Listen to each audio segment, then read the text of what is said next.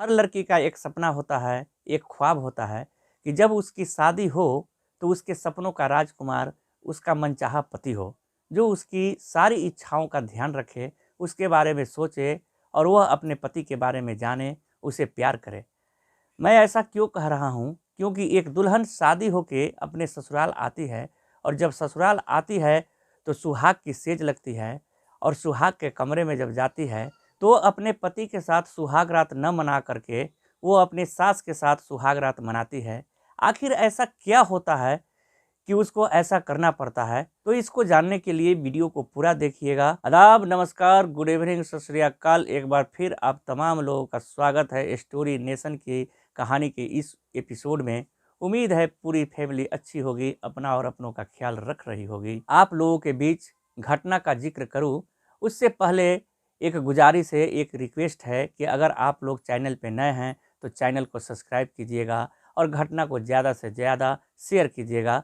तो बातें ज़्यादा न करते हुए चलिए इस घटना की तरफ चलते हैं। दरअसल ये घटना राजधानी दिल्ली का एक इलाका लगता है, भजनपुरा।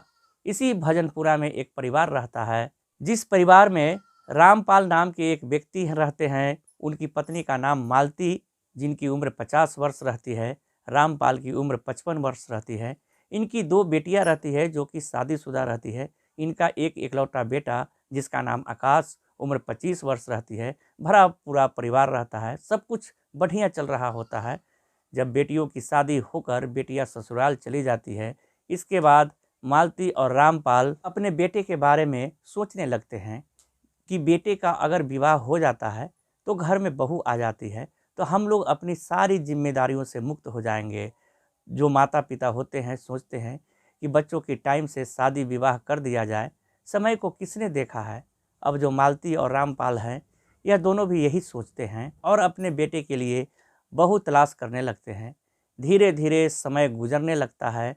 अब बहू की भी तलाश एक दिन पूरी हो जाती है। एक दिन मालती और रामपाल के पास एक बिचौलिया आता है। वह एक लड़की का जिक्र करता है, देखने में बड़ी खूबसूरत है। अगर उसके साथ आपके बेटे का विवाह हो जाता है तो दोनों की जोड़ी बिल्कुल भगवान राम और सीता की तरह लगेगी, ऐसा वह बिचौलिया कहता है। उन लोगों का भी बिचौलिया पर बड़ा विश्वास रहता है, भरोसा रहता है। उसके कहने पर रामपाल की दोनों बेटियां और मालती, ये सभी लोग उस लड़की को देखने जाते हैं। लड़की को देखते ही एक नज़र में ये लोग पसंद कर लेते हैं। पसंद करके अपने घर आते हैं। शादी की डेट फिक्स हो जाती है। ये जो रामपाल का लड़का है आकाश, अभी कुछ नहीं कर रहा था तो लड़की वाले जो रहते हैं, यानी कि लड़की के माता पिता कहते हैं, तो लड़की के जो माता पिता रहते हैं, जिनकी बेटी का नाम अनु होता है, जिसकी उम्र लगभग 22 साल रहती है, जब अनु को पसंद करके जाते हैं, इसके बाद अनु के परिवार वाले कहते हैं कि लड़का कुछ नहीं कर रहा है, इसलिए कुछ समय बाद वो लोग शादी से इनकार करने लगते हैं। बाकी अनु जिद पकड़ के अड़ जाती है, कहती है कि अगर मैं शादी करूंगी तो उसी घर में करूंगी, नहीं तो मैं शादी नहीं करूंगी। अब इस पर अन्नू के घर वाले परेशान हो जाते हैं। इसके बाद अन्नू और आकाश की शादी हो जाती है। जब अन्नू की शादी आकाश से हो जाती है, होने के बाद सारी रस्में होती है, विदाई होती है। विदा होकर अपने ससुराल पहुंचती है, मालती के घर पहुंचती है। आकाश से उसका विवाह हो गया था। अन्नू का सारे नाते रिश्तेदार दुल्हन का स्वागत करते हैं। इसके बाद जिसको जहाँ जाना रहता है, सारे लोग अपने अपने घर चले जाते हैं। लगभग सारे गेस्ट चले ही जाते हैं। मालती की दोनों बेटियां और बेटियों के बच्चे रह जाते हैं। अब शाम का खाना बनता है, सारे लोग खाना खाते हैं। इसके बाद सब अपने अपने कमरे में सोने चले जाते हैं। शादी की थकान होती है, कई दिनों से फंक्शन चल रहा होता है। अब जो दूल्हा रहता है आकाश, उसके बहनोई कुछ देर बैठते हैं, बातचीत करते हैं। जैसे ही रात के 10:30-11 बजते हैं, उसके बहनोई उसको कमरे में भेजते हैं। वो जो आकाश लड़का रहता है अपनी पत्नी के कमरे में पहुंचता है, दरवाज़ा लगाता है। इसके बाद उसके पास पलंग पर बैठता है और जैसे ही बैठता है दुल्हन चीख चीख के रोने लगती है, ज़ोर ज़ोर से रोने लगती है। इसके बाद कहती है कि माँ जी को बुला दीजिए। जब वो रोने लगती है तो आकाश परेशान हो जाता है, हैरान हो जाता है। सोचता है कि लग रहा है कि इसको माँ की याद आ रही है, इसलिए हमारी माँ को बुला रही है। और न चाहते हुए भी वो अपनी माँ के पास जाता है। मालती सो गई थी। मालती से कहता है कि माँ, दरअसल अन्नू रो रही है, अपनी माँ को याद करके रो रही है, तुम चलो उसको थोड़ा देख लो, चुप करा दो। तो मालती कहती है कि मैं नहीं जाऊँगी, तुम जाके देख लो। चुप करा लो, मैं बहुत थकी हुई हूँ, इसलिए मुझे आराम करने दो। आकाश अपनी माँ के पास से चला जाता है और फिर अपनी बीवी के कमरे में जाता है तो उसकी पत्नी और तेज तेज से रोने लगती है। तो 10 मिनट के बाद फिर आकाश अपनी माँ के पास जाता है और माँ से कहता है कि चलो, उसको माँ की याद आ रही है, बहुत ज़्यादा रो रही है। इसके बाद मालती अकेले नहीं जाती, अपने दोनों बेटियों को जगाती है। अपने बेटियों को, बच्चे को भी लेकर दुल्हन वाले कमरे में, यानी कि अपने बहू वाले कमरे में जाती है। तो सारे लोग उसी दुल्हन के बेड पर सोते हैं। अब जो है कि वह रात तो गुजर जाती है, कुछ ऐसा वैसा होता नहीं है। अगले दिन सुबह होती है। इसके बाद जैसे ही सुबह होती है, वैसे ही जब दुल्हन जागती है, पहले दिन रसोई बनाने का नेग रहता है, तो सासू माँ से उनके पसंद का सारा कुछ बनाती है। उनसे पूछती है कि आपको खाने में क्या पसंद है। सासू माँ बड़ी खुश होती है कि हमारी बहू आते ही घर की जिम्मेदारियों को समझ ली और वो उसको जो भी पसंद था वो बताती है। साथ में आकाश को जो पसंद था वो बताती है, अपनी बेटियों की पसंद को बताती है, सबके पसंद को बताती है। बाकी जब दुल्हन किचन में जाती है तो सिर्फ सासू माँ की पसंद का ही खाना बनाती है। इसके बाद टेबल पे खाना लगता है, सबको खिलाती है। अपनी सासू माँ को अपने हाथों से परोस परोस के खिलाती है। समय बीतने लगता है। अब एक बार वो विदा होकर अपने मायके चली जाती है। दूसरे तीसरे दिन जब वापस आती है तो अपने पति की तरफ ध्यान न देकर अपनी सास की तरफ ज़्यादा ध्यान देती है। अपनी सासू माँ की बड़ी सेवा करती है। अब एक दिन रात को, जिस दिन वो अपने मायके से ससुराल आती है, उसी दिन शाम को अपने पति से कहती है कि मैं सासू माँ की मालिश करने के बाद आती हूँ। एक कटोरी में तेल लेती है और अपनी सासू माँ के बिस्तर पर जाती है। तो मालती कहती है कि ऐसा है बिटिया, तुम जाओ आराम करो, मैं थकी नहीं हूँ, मुझे सोने दो।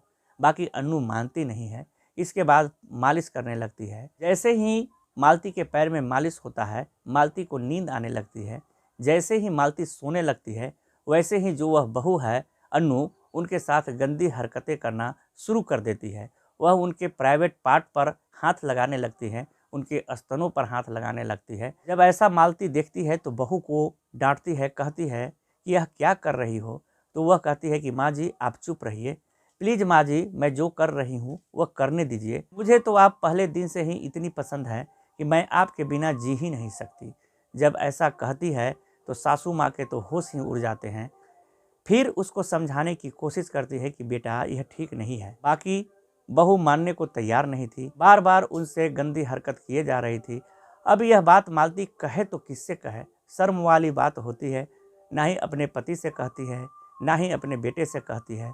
सोचती है बहू को तो समझा दूंगी, हो सकता है अभी बचपना होगा, बाकी ये सिलसिला रुकता नहीं। जब भी ये आकाश और उसके पिता घर से बाहर काम पर चले जाते तो यह बहू दिन भर अपने सास को ऐसी चीज़ों के बारे में बताती, मोबाइल फ़ोन खोलती जिसमें कि गंदी वीडियो चल रही होती लड़कियों की एक दूसरे के साथ संबंध बनाते हुए। उस वीडियो को अपनी सासू माँ को दिखाती और कहती कि देखिए ऐसा ही हमारे साथ करना है, अगर ऐसा नहीं करेंगे तो मैं आपको मार दूंगी या तो मैं मर जाऊंगी, लेकिन मुझे आप ही के साथ रहना है। अब मालती इस बात से परेशान हो जाती है। मालती अपने पड़ोस में एक महिला को बताती है और बताती है कि हमारे बहू हमारे साथ गंदी गंदी हरकतें कर रही है, वो हमारे साथ रहने को तैयार है, लेकिन हमारे बेटे के साथ उसका कोई अटैचमेंट नहीं है। जब पड़ोसी भी सुनते हैं तो उस बहू को, यानी कि अन्नू को समझाने की कोशिश करते हैं, बाकी वह समझती नहीं। उनसे भी यही कहती है कि ऐसा होता है, समाज में लड़कियां लड़कियों से शादियां करती है। अब बार बार इस बात को दोहराती रहती है। धीरे धीरे मामला कई औरतों तक पहुंच जाता है, कई लोग जान जाते हैं और जो अनु रहती है सुधरने का नाम नहीं लेती। जब भी रात में सोती तो अपने बेड के पास एक चाकू रख के सोती और अपनी सासू माँ को धमकाती कि जैसा मैं कह रही हूँ वैसा करो, वरना मैं तुम्हारा भी गला काट दूंगी, अपने भी मर जाऊंगी। इसके बाद क्या, अपनी सासू माँ से जो चाहे वह करवाती, जैसे चाहे वह करवाती, और मजबूरी थी उनकी, क्योंकि वो बार बार धमका रही थी। अब जब मामला पूरे परिवार में पहुंचता है तो उसको उसके मायके भेज दिया जाता है। अब अन्नू तो अपने मायके चली जाती है, बाकी एक दिन अपने ससुराल में बहुत ही बवाल करती है। अपनी सास को धमकाती है कि अगर जो तुम मेरे साथ पति पत्नी की तरह जैसे रहा जाता है वैसे संबंध बना के नहीं रही तो मैं एक दिन जान दे दूंगी और उससे पहले तुमको यहाँ से गाड़ी में उठा के ले जाऊंगी और तुम्हारा भी जान ले लूँगी। तो फिलहाल तो वो अपने मायके में है। इस घटना को सुनाने का मकसद यह नहीं है कि किसी की भावनाओं को ठेस पहुंचाया जाए, किसी को आहत किया जाए, बल्कि बस इसलिए कि लोगों को जागरूक किया जाए कि समाज में ऐसी भी औरतें होती हैं जो औरतों के नाम पर कलंक होती है। आखिरकार आप लोग के हिसाब से इस पर क्या सलाह है, इस पर क्या राय है? आप लोग इस बारे में क्या सोचते हैं? इस औरत के साथ क्या होना चाहिए? ये समाज में रहने लायक है, लोगों के बीच में रहने के लायक है या नहीं? अपनी राय, अपनी सलाह कमेंट सेक्शन में ज़रूर दीजिएगा, क्योंकि यह जो मालती है यह अपनी बहू से तंग आके मीडिया के सामने आती है, अपनी बातों को रखती है, क्योंकि ये तो अपनी बहू को रखना चाहती है, पर अपने बेटे की बहू बना के, ना कि अपने संबंधों में रख के। अगर जो कोई बुरी महिला होती तो शायद अपनी बहू का साथ देती और इस बात को अपने तक सीमित रखती। बाकी वो जो महिला थी, बुजुर्ग महिला है, जिनको इस तरह से परेशान किया गया, इस तरह से उनको परेशानी में डाला गया, तो अपनी सलाह, अपनी राय कमेंट सेक्शन में ज़रूर दीजिएगा। तब तक आप लोग अपना ख्याल रखें, अपने परिवार का ख्याल रखें, सतर्क रहिए, सहज रहिए। तो मिलते हैं कल एक नई कहानी के साथ। तब तक के लिए जय हिंद, जय भारत।